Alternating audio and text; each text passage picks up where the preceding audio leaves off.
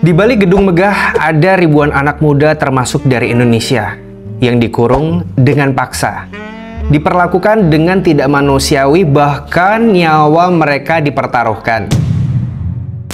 Ini bukan cerita soal kejahatan, ini soal nyawa manusia.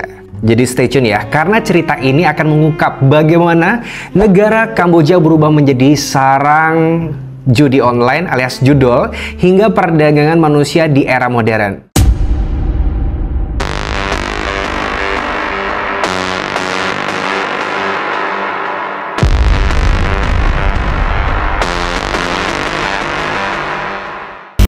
Oke hari ini kita akan membongkar sisi gelap negara kecil di Asia Tenggara yang kini dikenal sebagai salah satu sarang judol ya. Modus kejahatannya digital dan yang paling mengerikan adalah perdagangan manusia. Ini adalah negara Kamboja. Penasaran? Sabar. Oh ya, Bang Jun ingetin sebelum kita mulai jangan lupa subscribe dan nyalakan lonceng notifikasi kamu biar nggak ketinggalan konten terbaru dari Bang Jun di channel JOC, Journalist of Crime. Udah siap? Let's check it out. Kamboja adalah sebuah negara kecil di Asia Tenggara yang sering luput dari perhatian dunia. Dikenal dengan masa lalunya yang kelam dari kasus genosida Khmer Rouge yang merenggut lebih dari 2 juta jiwa. Negara ini selama bertahun-tahun mencoba bangkit dari keterpurukan. Namun dalam 2 dekade terakhir ini, Kamboja justru menjadi sorotan karena salah satu hal yang jauh dari kata mulia, yaitu maraknya judol. Di saat-saat negara tetangganya seperti Indonesia, Vietnam, dan Tiongkok memperketat larangan terhadap taruhan daring ini, Kamboja justru menjadi surga bagi para operator ilegal di seluruh Asia. Di balik kota-kota kecil yang panas dan nyaris nggak dikenal, berdiri puluhan bahkan ratusan gedung pencakar langit baru. Tapi gedung-gedung ini bukanlah sebagai pusat keuangan atau perusahaan teknologi seperti di Singapura ya. Ini adalah markas besar bagi ribuan situs ilegal dan jaringan scam internasional. Gak ada papan nama mereka, gak ada papan nama yang mencolok juga, dan di sana gak ada suara mesin seperti kayak di Las Vegas gitu. Tapi di balik pintu-pintu besi dan kaca itu, ratusan anak muda dari berbagai negara termasuk Indonesia duduk di depan komputer sepanjang hari, berpura-pura menjadi customer service, kemudian kekasih palsu, atau bahkan agen investasi. Mereka bukan pekerja biasa, mereka adalah korban. Mereka ini terjebak, dikurung dengan paksa, dan dipaksa bekerja demi industri gelap bernilai miliaran dolar. Yang lebih mengerikan lagi, sebagian dari mereka itu nggak pernah kembali hidup-hidup. Karena di dunia kelam judol Kamboja ini, tenaga manusia itu bukan hanya diperas tenaganya. Ada kasus-kasus di mana bagian tubuh mereka pun menjadi komoditas. Bagian tubuh dalam mereka ini diperjualbelikan seolah-olah nyawa manusia ini nggak lebih dari angka di neraca keuntungan. Lantas, bagaimana negara ini menjadi pusat judol terbesar di Asia Tenggara? Oke, kita telusuri lebih dalam lagi. Nama Sihanoukville mungkin terdengar asing bagi orang di luar Kamboja. Tapi bagi para pelaku industri judol ilegal dan jaringan taktik manipulatif digital lainnya, kota kecil di pesisir selatan Kamboja ini adalah semacam kota pusat ibadah atau pusat operasi mereka. Dulunya Sihanoukville ini hanyalah kota pantai yang tenang dengan pasir putih, laut biru yang menarik beberapa turis untuk datang dari mancanegara untuk menuju ke Sihanoukville ini. Tapi sejak tahun 2010-an, wajah kota ini berubah drastis dan bukan ke arah yang lebih baik. Segalanya bermula ketika pemerintah Kamboja demi memulihkan ekonomi ini membuka lebar-lebar pintu investasi asing, terutama dari Tiongkok. Pemerintah juga mengeluarkan kebijakan yang mengizinkan pembangunan kasino bahkan bisnis daring ilegal ini, asalkan tidak melibatkan warga lokal dari Kamboja. Di atas kertas ini terdengar seperti kompromi yang cerdas ya, tapi di lapangan kebijakan ini justru memicu ledakan pembangunan yang liar dan tidak terkendali. Puluhan kasino berdiri dalam waktu singkat, gedung-gedungnya tinggi, ini mulai bermunculan dan dibangun dengan dana investor Tiongkok yang mentargetkan pasar dalam negeri mereka sendiri. Tiongkok memang punya hukum yang keras soal perjudian, tapi bagi banyak mafia dan perusahaan gelap di sana, Kamboja adalah zona bebas, di mana mereka bisa beroperasi tanpa takut dibekuk. Mereka memindahkan server, staf operasional mereka ke Sihanoukville. Hasilnya, kota ini berubah menjadi semacam Makau gelap Asia Tenggara. Tapi bedanya, di sini tidak ada regulasi ketat, tidak ada pengawasan, dan nggak ada rasa kemanusiaan. Di mana puncaknya, sekitar tahun 2018 hingga tahun 2019, Sihanoukville menjadi kota yang nyaris sepenuhnya dikendalikan oleh uang perjudian. Restoran, hotel, toko-toko, bahkan rumah sakit swasta yang dimiliki atau dikendalikan oleh pebisnis Tiongkok. Bahasa Mandarin mungkin lebih banyak didengar ya di jalanan ketimbang bahasa Khmer alias bahasa Kamboja asli. Penduduk lokal tersisih nih dan kejahatan pun mulai melonjak tajam. Di sini manipulatif tingkat tinggi itu terjadi. Pemerasan, penyiksaan, dan bahkan penghilangan nyawa menjadi bagian dari pandangan sehari-hari. Tapi yang nggak banyak diketahui publik adalah bahwa di balik gedung-gedung itu tersembunyi ratusan kantor yang menjadi pusat operasi situs judol dan scam internasional. Inilah tempat di mana banyak negara ataupun tenaga kerja dari berbagai negara itu mulai masuk ke negara ini, termasuk Indonesia sudah mulai dijebak. Industri judol di Kamboja bukan hanya besar. Ini adalah raksasa bayangan yang nilainya mencapai miliaran dolar. Dalam waktu singkat, negara ini menjelma menjadi pusat operasi ribuan situs taruhan daring ilegal yang menyasar negara-negara seperti Tiongkok, Indonesia, Malaysia, Vietnam, dan Thailand. Semua negara ini memiliki larangan ketat terhadap judol. Tapi itulah yang justru membuat bisnis ini tumbuh subur. Karena permintaan tinggi dan resiko hukum tinggi di negara asal, para operator pun mulai mencari tanah yang aman dan mereka menemukanlah di Kamboja. Model bisnisnya sederhana, tapi mematikan. Perusahaan-perusahaan gelap ini menyewa atau membangun gedung-gedung bertingkat yang mereka ubah menjadi pusat operasionalnya. Di dalamnya ada ratusan staf bekerja dalam sistem shifting siang dan malam untuk mengelola situs judol itu tadi. Di situ juga menangani obrolan pelanggan dan yang paling ekstrim yaitu menjalankan skema manipulatif terencana. Sebagian situs ini menyamar sebagai platform investasi cryptocurrency, aplikasi trading, atau game online berhadiah. Tapi ujung-ujungnya tetap satu, yaitu mentransfer uang sebanyak mungkin lalu memblokir mereka begitu dana masuk. Para operator ini memiliki sistem keamanan yang canggih, termasuk firewall berlapis, enkripsi komunikasi, dan bahkan tim keamanan bersenjata untuk mencegah penggerbekan. Mereka juga memiliki back office ilegal yang bertugas untuk mencuci uang hasil taruhan lewat rekening palsu, konversi kripto, dan juga ada transaksi ilegal lintas negara. Beberapa situs judol ini bahkan memiliki divisi penagih utang ya, yang mengancam atau meneror pemain yang belum membayar kekalahan mereka. Ya ini kurang lebih kayak DC gitu ya Well, menurut laporan investigatif dan beberapa media internasional, dalam 1 bulan ini sebuah situs taruhan daring terbesar di Sihanoukville ini bisa menghasilkan hingga 20 juta US dollar atau setara dengan 328 triliun rupiah. Ini dalam 1 bulan. Oh my god, gede banget nih. Well, uang itu nggak hanya memperkaya pemilik situs, tapi juga mengalir ke berbagai pihak seperti oknum, ya, kepolisian setempat, pejabat lokal, hingga otoritas imigrasi. Sistem ini begitu mengakar hingga hampir mustahil dihentikan dari dalam.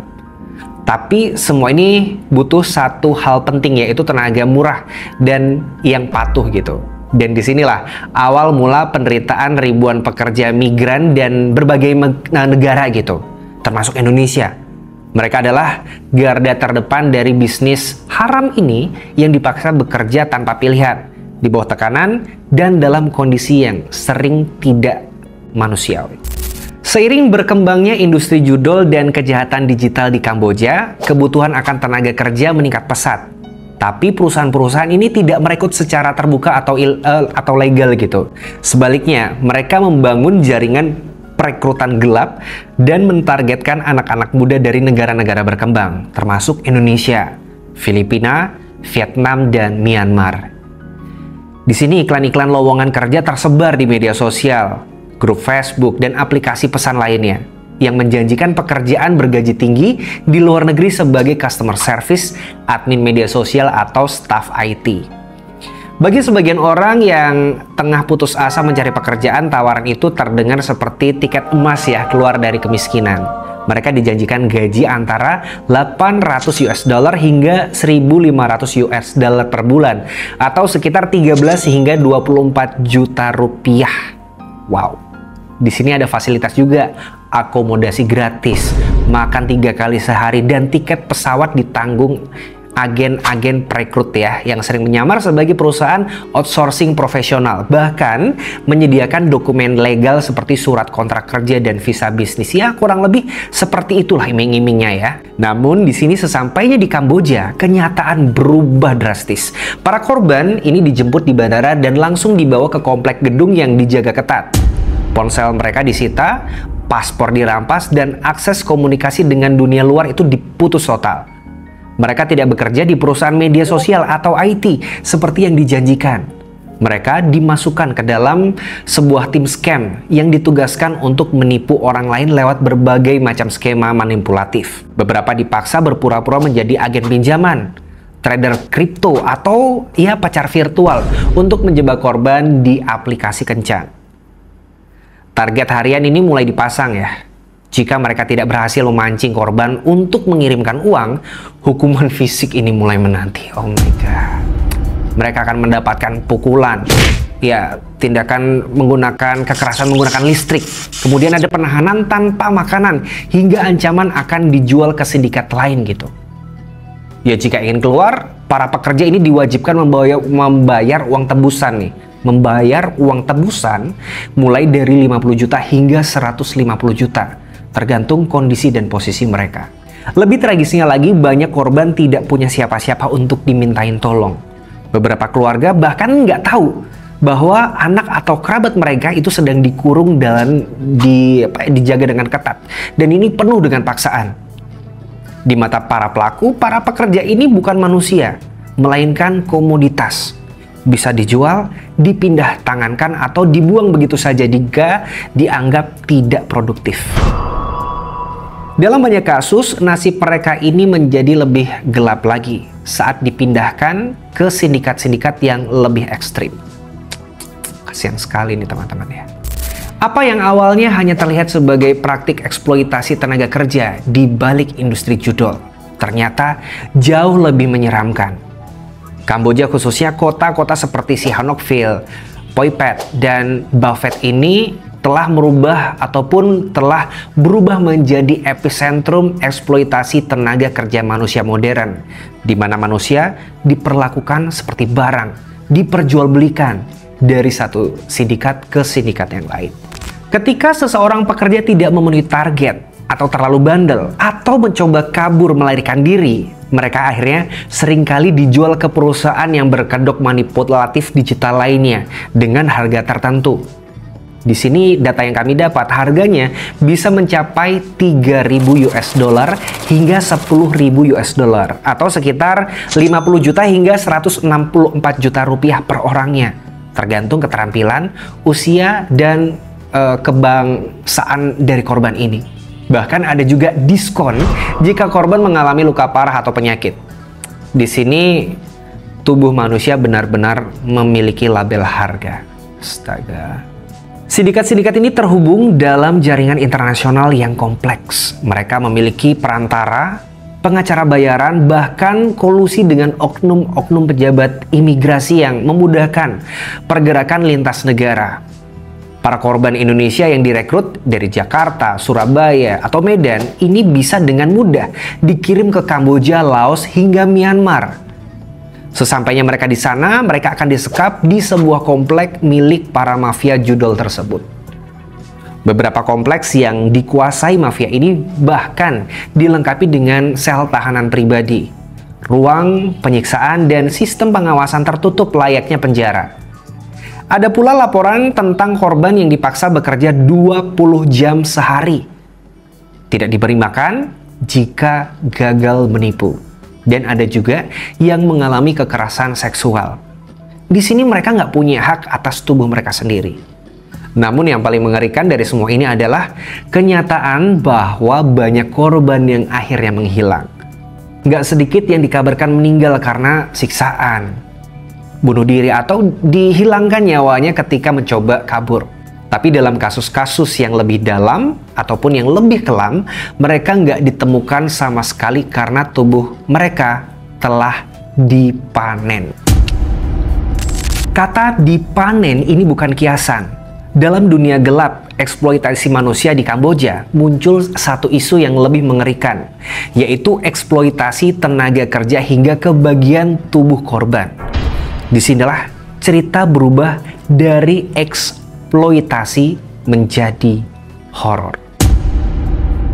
Berdasarkan data terbaru 3 bulan terakhir, tercatat ada 90 warga negara Indonesia atau WNI meninggal dunia di Kamboja akibat menjadi korban tindak pidana perdagangan orang atau TPPO.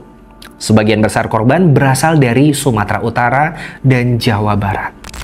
Di antara kisah-kisah mengerikan yang muncul dari sindikat kejahatan ini yang ada di Kamboja, tidak ada yang lebih mencengangkan daripada politik praktik perjualbelian tubuh manusia ini. Isu ini mulai terangkat ke permukaan ketika beberapa korban yang berhasil melarikan diri menceritakan hal-hal yang mengerikan seperti rekan kerja mereka yang hilang secara misterius. Bahkan cairan merah tubuhnya dia itu ada di lantai kompleks.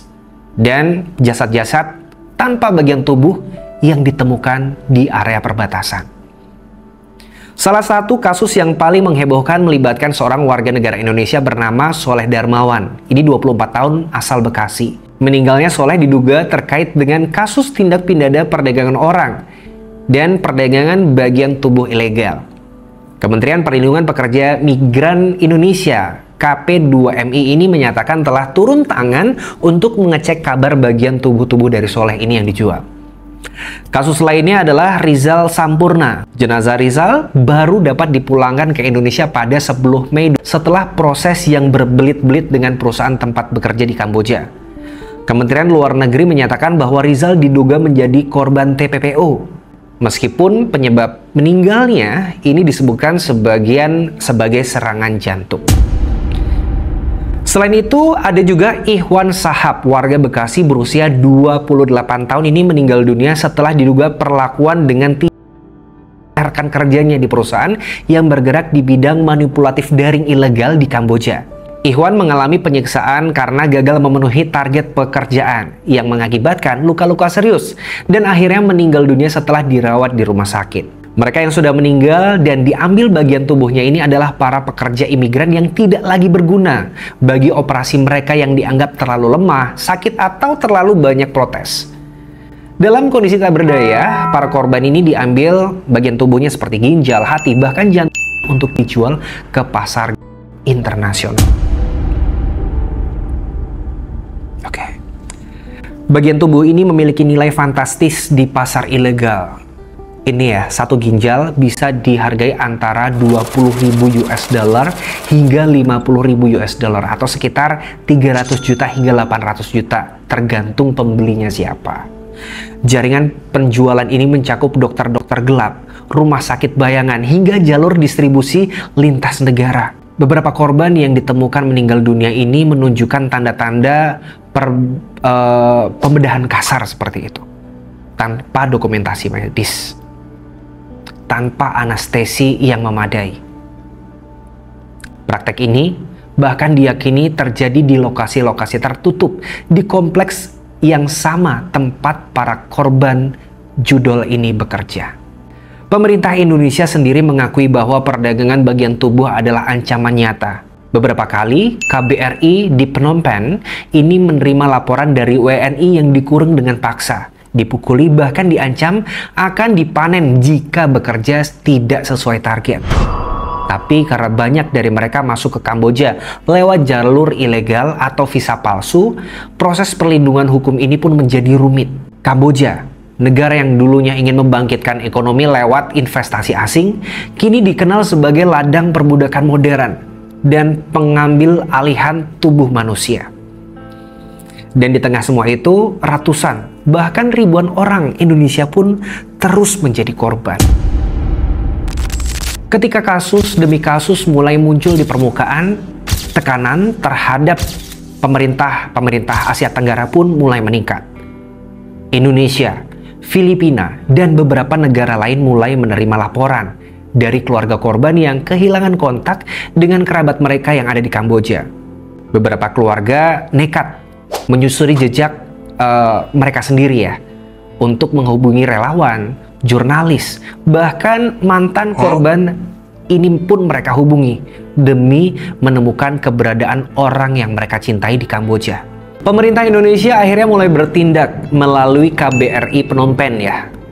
Operasi penyelamatan beberapa kali dilakukan bekerja sama dengan kepolisian Kamboja. Korban yang berhasil keluar dari kompleks penyekapan kemudian ditampung di shelter, lalu dipulangkan ke tanah air. Tapi proses ini sangat rumit. Banyak dari korban masuk dengan visa turis atau bisnis yang sudah kadaluarsa, atau bahkan juga melewati atau lewat jalur darat ilegal. Itu berarti secara hukum mereka bisa dianggap sebagai imigran gelap, bukan sebagai korban perdagangan manusia. Ironisnya, beberapa korban justru dipenjara di Kamboja karena dianggap melanggar imigrasi atau ikut terlibat dalam aktivitas kriminal. Di mata hukum, banyak dari mereka tetap dianggap pelaku karena bekerja di perusahaan scam. Ini menambah lapisan penderitaan, di mana setelah diperlakukan dengan tidak manusiawi dan diperbudak, mereka masih harus menjalani hukuman penjara di Kamboja, terpisah dari keluarga tanpa kepastian kapan bisa pulang. Sementara itu, tidak semua operasi penyelamatan ini berhasil. Ada banyak juga kasus di mana korban yang mencoba melarikan diri justru dijual ke kompleks lain, dikunci dalam kondisi buruk, atau bahkan hingga hilang nyawanya. Di sini sindikat-sindikat ini sangat terorganisir dan memiliki informan di mana-mana, bahkan di dalam kepolisian Kamboja sendiri.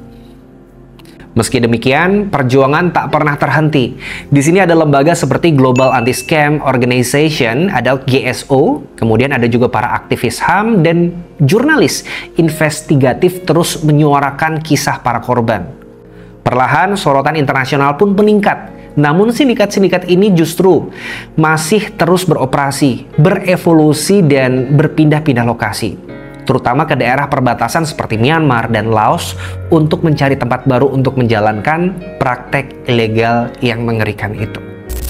Dalam dunia yang masih terselubung, ya, yang juga terhubung secara digital, siapa sangka bahwa neraka bisa diciptakan di balik layar komputer.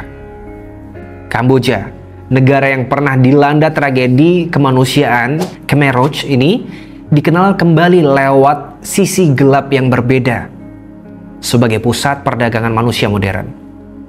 Taruhan daring ilegal, modus kejahatan daring, dan bahkan perdagangan bagian tubuh manusia.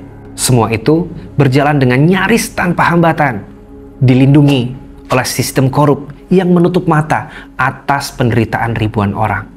Kisah-kisah tentang pekerja migran Indonesia yang dijebak, dikurung dengan paksa, diperlakukan dengan tidak manusiawi, dan dieksploitasi telah menjadi bukti nyata bahwa perbudakan belum benar-benar hilang di dunia ini.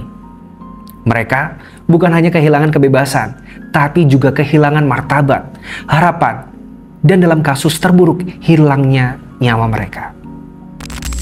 Yang lebih menyakitkan lagi, industri ini terus berjalan karena adanya permintaan dari pemain taruhan daring yang tidak peduli dari mana situs itu berasal.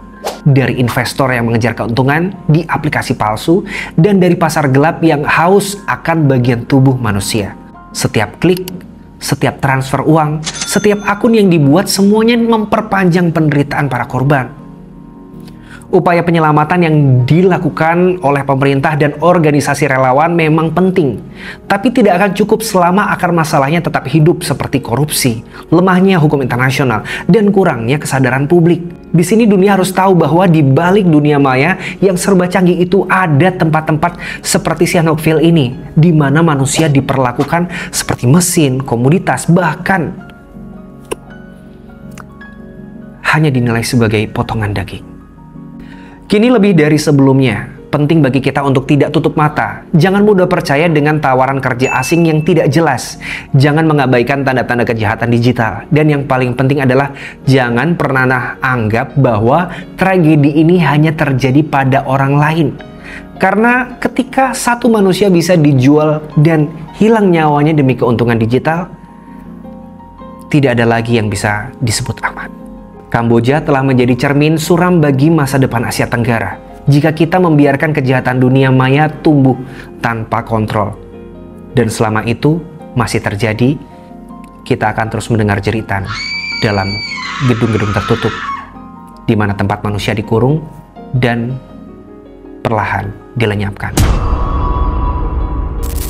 Weh, buat kalian yang masih suka main judol, ingatlah di balik satu klik saat kalian pasang taruhan, ada seorang anak muda yang dijebak di negeri asing, dikurung dengan paksa di ruang sempit, dipukuli karena tidak mencapai target, atau lebih tragisnya lagi, jasadnya dipulangkan tanpa bagian tubuh lengkap. Ia bisa jadi saudara kalian, bisa jadi teman kalian, bisa jadi kerabat kalian. Ia manusia yang kini jadi angka di berita. Judul bukan cuma soal kekalahan yang kalian terima di layar, tetapi ada penderitaan nyata yang kalian biayai.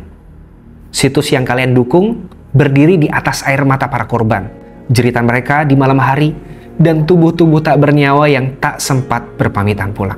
Jika masih ada hati di diri kalian, hentikan sekarang. Jangan biarkan tangan kalian mengisi dompet para pelaku, juga menjadi tangan yang berlumur cairan merah dalam tubuh kita. Karena setiap taruhan yang kalian pasang bisa berarti satu lagi orang Indonesia tak pernah pulang. Makasih udah nonton. Kalau kamu suka konten kayak gini atau konten-konten serupa, jangan lupa like, subscribe, dan share. Jangan lupa juga nyalakan loncengnya biar Bang Jun dan tim makin semangat ceritain kasus-kasus yang terbaru di JOC, Journalist of Crime. Oh ya kasih pendapatmu tentang negara yang satu ini. Kritik dan saran dari kamu sangat Bang Jun tunggu. Di kolom komentar. Aku Bang Jun. Sampai jumpa.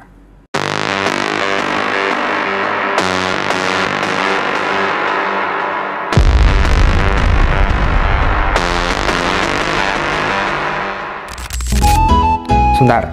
What the dog doing? Gatel guys. Jika masih ada hati di diri kalian, ulangi.